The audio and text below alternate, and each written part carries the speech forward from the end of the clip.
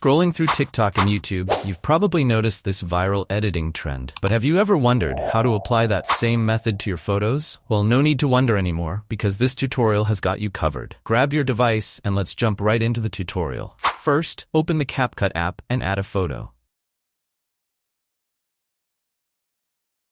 Next, tap on the aspect ratio option. Tap on the 9:16 ratio. The reason I mention this is that when you export this project from CapCut, the output will have a watermark, so later you can crop and remove it. Now, tap on the photo layer and select the effect option. Now tap on Style. When you scroll through the effects panel, you'll find the motion effects section. Tap on it. If you scroll a bit, you'll find the 3D zoom effect. Tap on it.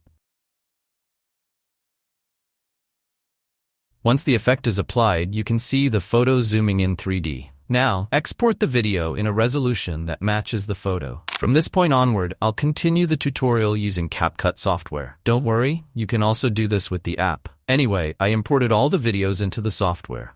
Now, add the audio file to the timeline. Click Mark Beats and select Beat 2. This will auto-detect the beats in the audio and mark them for you. Next, add a video to the timeline. Move the timeline forward and cut the video as I do. Select the video layer and click Speed. Now, select the Flash In option. Then adjust the video layer to match the second marker.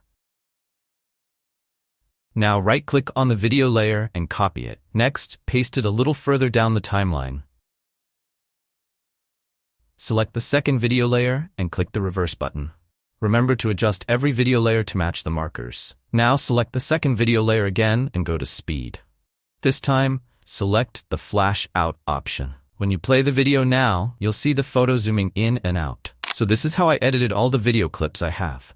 When you play the video edit now, you'll see all the clips following the microwave trend by zooming in and out. You can further enhance it by adding effects, filters, and other elements. This is the final result of today's process.